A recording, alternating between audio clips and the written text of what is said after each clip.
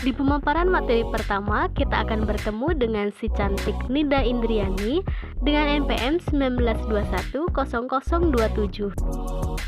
Pemateri kedua akan disampaikan oleh si cantik Rahmatika Ameliani dengan NPM 19210031. Next, kita akan disuguhi dengan yang manis-manis. Pemateri ketiga kita, Saudari Salma Auliani dengan NPM 19210038. Materi keempat akan disampaikan oleh saya sendiri tentunya, Isma Hidayati, yang tidak kalah manis dengan yang samping dengan NPM 19210017. Pemateri 5 masih bernuansa yang manis tentunya. Kita akan bertemu dengan saudara Fahmi Rojabi dengan NPM 19210008. Dan yang terakhir ada saudara Fikri Asidiki Mustafa sebagai pemateri ke-6 dengan NPM 19210011.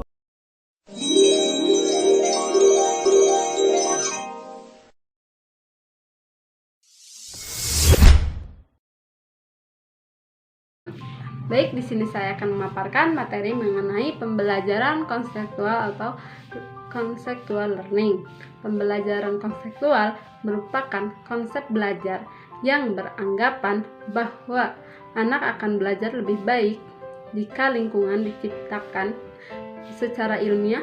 Artinya, belajar akan lebih bermakna jika anak bekerja dan mengalami sendiri apa yang dipelajarinya, bukan sekedar mengetahuinya. Pembelajaran tidak hanya sekedar kegiatan transfer pengetahuan dari guru kepada siswanya, tetapi bagaimana siswa mampu memaknai apa yang dipelajarinya itu. Oleh karena itu, strategi pembelajaran lebih utama dari sekedar hasil. Dalam hal ini, siswa perlu mengerti apa makna belajar, apa manfaatnya, dan status apa mereka dan bagaimana mencapainya. Mereka menyadari bahwa apa yang dipelajari akan berguna bagi hidupnya kelak. Dengan demikian, mereka akan belajar lebih semangat dan penuh kesadaran. Dalam pembelajaran konseptual, tugas guru yaitu memfasilitasi siswa dalam menemukan sesuatu yang baru, seperti pengetahuan dan keterampilan, melalui pembelajaran secara sendiri, bukan apa kata guru. Siswa benar-benar mengalami dan menemukan sendiri apa yang dipelajari sebagai hasil rekonstruksi sendiri. Dengan demikian, siswa akan lebih produktif dan inovatif. Nah, pembelajaran konseptual ini mendorong ke arah belajar yang aktif untuk para siswa. Mungkin untuk penyampaian materi tentang pembelajaran konseptual dicukupkan sekian. Terima kasih. Saya akan menjelaskan materi mengenai pembelajaran berbasis masalah atau yang disebut dengan problem-based learning. Pembelajaran berbasis masalah atau yang disebut dengan problem-based learning ini adalah suatu model pembelajaran yang didasarkan pada prinsip menggunakan masalah sebagai titik awal akuisisi, dan integrasi pengetahuan baru. Problem-based learning ini adalah salah satu model pembelajaran yang berpusat pada peserta didik. Dengan cara menghadapkan para peserta didik dengan berbagai masalah yang dihadapinya dalam kehidupannya. Dengan pembelajaran model ini, peserta didik dari sejak awal sudah dihadapkan kepada berbagai masalah. Berbagai masalah kehidupan yang mungkin akan ditemuinya kelak pada saat mereka sudah lulus dari bangku sekolah. Problem-based learning ini dapat dimaknai sebagai metode pendidikan yang mendorong mahasiswa untuk mengenal cara belajar dan bekerja sama dalam kelompok untuk mencari penyelesaian masalah-masalah di dunia nyata. Simulasi masalah digunakan untuk mengaktifkan keingintahuan mahasiswa sebelum mulai mempelajari suatu subjek. Problem-based learning ini menyiapkan mahasiswa untuk berpikir secara kritis dan analitis, serta mampu untuk mendapatkan dan menggunakan secara tepat sumber-sumber pembelajaran. Istilah PBL atau PBM ini disinyalir telah dikenal pada masa John Dewey.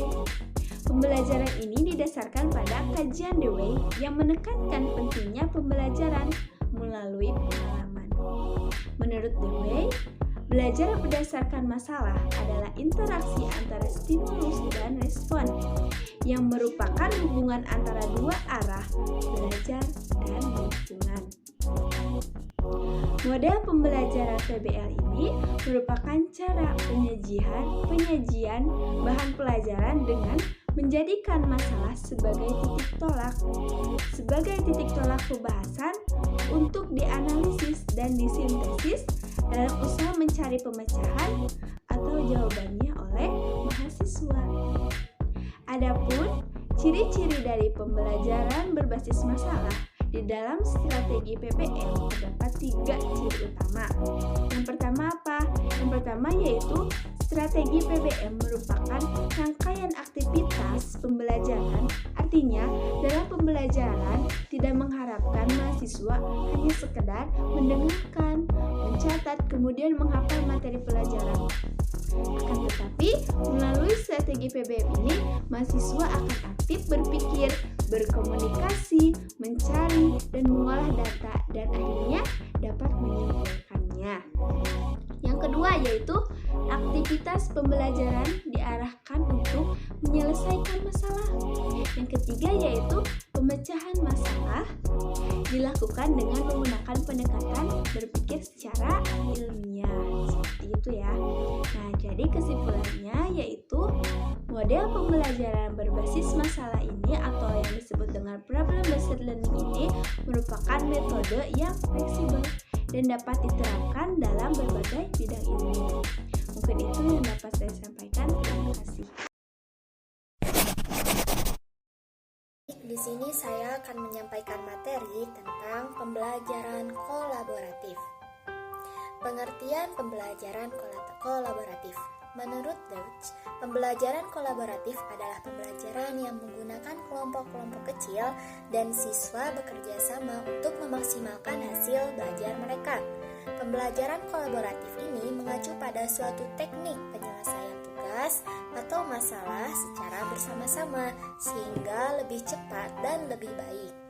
Kalau menurut Panitz, pembelajaran kolaboratif merupakan metode pembelajaran yang menempatkan kerjasama sebagai kunci keberhasilan suatu kelompok dalam mencapai tujuan bersama.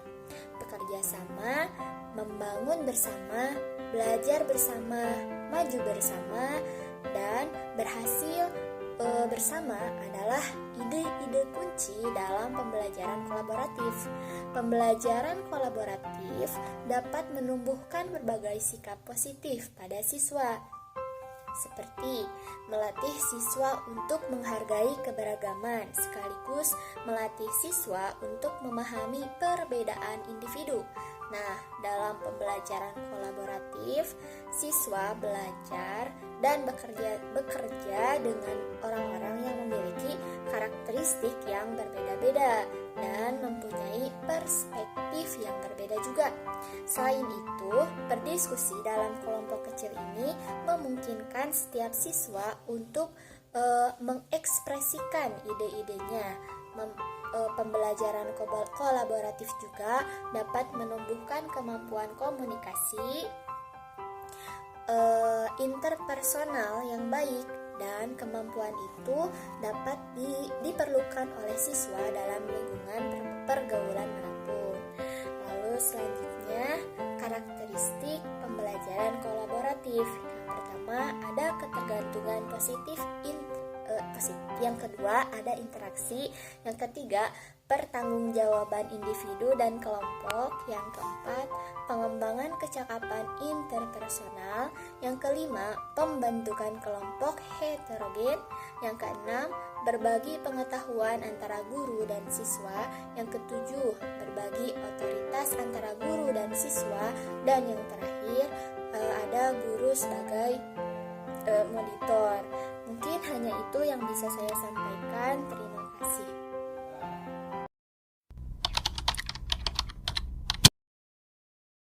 Pembelajaran berbasis proyek atau Project Based Learning atau PBL adalah metode pembelajaran yang menggunakan proyek atau kegiatan sebagai media.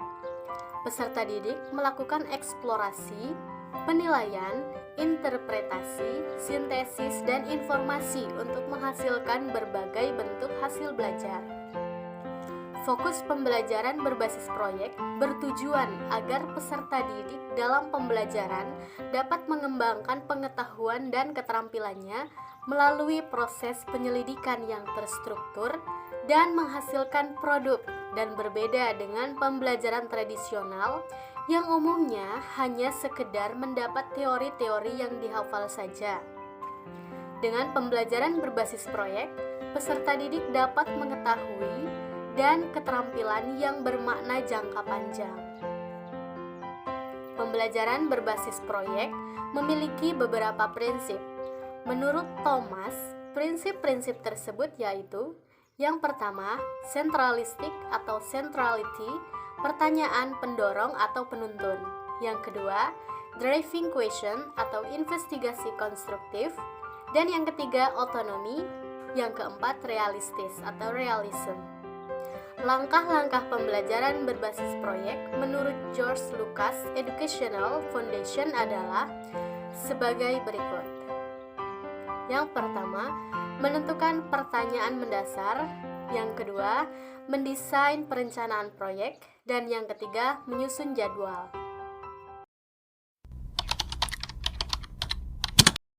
Di sini saya akan menyampaikan materi tentang studi kasus. Studi kasus adalah laporan informasi deskriptif tentang data penelitian, percobaan atau eksperimen, proyek, peristiwa, atau analisis. Dalam ilmu sosial, studi kasus melibatkan pemeriksaan yang mendalam dan rinci dari subjek studi kasus, serta kondisi kontekstual yang terkait. Studi kasus dapat dihasilkan dengan mengikuti metode penelitian formal. Studi kasus cenderung muncul di tempat-tempat penelitian formal sebagai jurnal dan konversi profesional daripada karya-karya populer. Studi kasus banyak digunakan dalam disiplin dan profesi, mulai dari psikologi, antropologi, sosiologi, dan ilmu politik hingga pendidikan, ilmu klinis, pekerjaan sosial, dan administrasi. Mungkin itu saja pemaparan dari saya. Terima kasih. Assalamualaikum warahmatullahi wabarakatuh.